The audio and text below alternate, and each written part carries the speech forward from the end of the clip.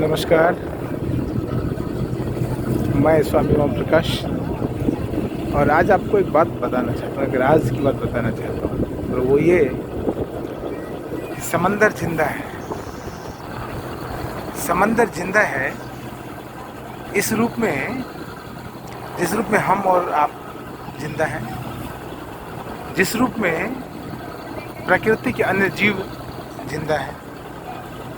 आप कहेंगे समंदर कोई जीव तो है नहीं। जी हाँ, समंदर भी एक जीव है।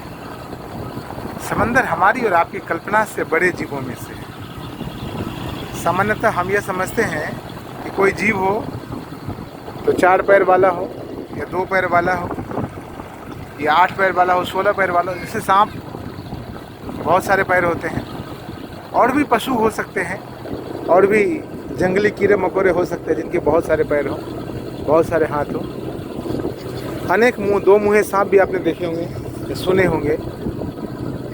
समंदर उसी तरह से अनेक मुंह वाला, कहिए अनेक हाथों वाला, कहिए एक ऐसा आकार से मुक्त निराकार जीव कह सकते हैं आप समंदर को। हम सब जानते हैं क्षितिजल पावक गगन समीरा पंच रचित याधम शरीरा। पंच तत्वों से मनुष्य का निर्माण हुआ है। फिर प्रकृति का निर्माण कैसे, किन तत्वों से हुआ है, ये सवाल हमारे मन में स्वतः आना चाहिए। यदि पंच तत्वों से मनुष्य के शरीर का निर्माण हुआ है तो प्रकृति के शरीर का निर्माण किन तत्वों से हुआ होगा। मैं मानता हूँ कि उन्हीं पंच तत्वों से प्रकृति के भी विस्तृत व्यापक शरीर का निर्माण हुआ है। प्रकृति ड्युअलिस्टिक है। जो द्वैत है वह द्वैत एक रूप में तो साकार रूप में है और एक रूप में निराकार रूप में है। एक रूप तो दिखता है, हाथ पैर मुंह पेट पीठ देखे जा सकते हैं, गिने जा सकते हैं, छुआ जा सकता है। और एक निराकार रूप है जिसे सामान्य आँखों से नहीं देखा जा सकता है, जिनके लिए मन की आँखें चाहिए, कई आत्मा की आँखों से आपको उसका दीदार करना होगा। अब व्यापक को देखना है तो स्वयं को भी तो व्यापक बनाना पड़ेगा। आपने महाभारत में सुना होगा कि अर्जुन कृष्ण को देख नहीं पा रहे थे, तो कृष्ण ने अर्जुन को एक दिव्य आँख दी और तब जाकर अर्जुन ने कृष्ण का दीदार किया। मनुष्य को उसकी चेतना की आंख से देखना होगा तो मनुष्य को एक अलग ही चीज़ दिखाई पड़ेगी।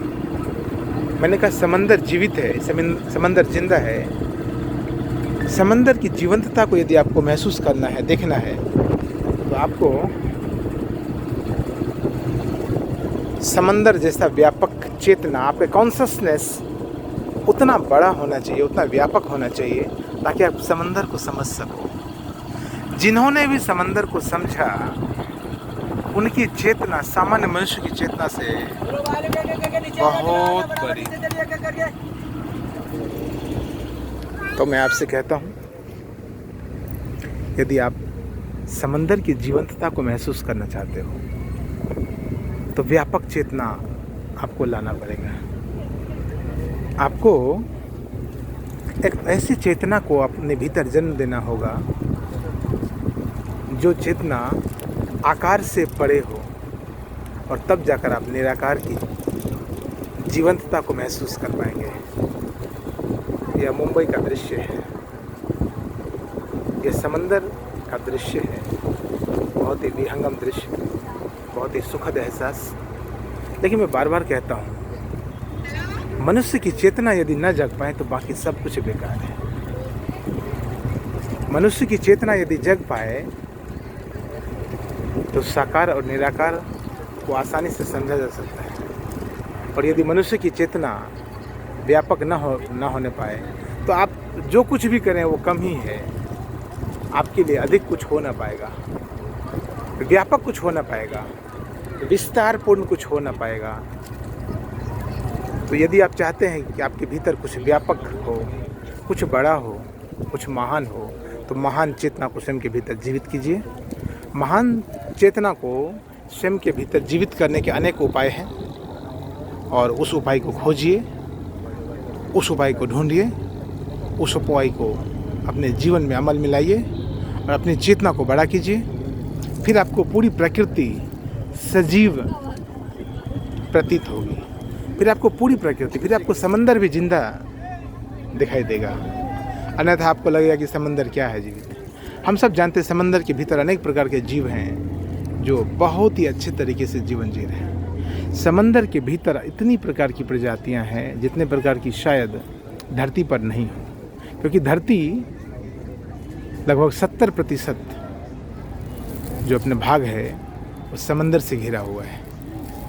तो मैं आपको कहना चाहता हूँ कि समंदर की जीवंतता को महसूस करने के लिए अपनी चेतना को बढ़ाइए और अपनी चेतना जब व्यापक हो जाएगी तो समंदर के साथ पूरी प्रकृति आपको जीवंत नजर आएगी।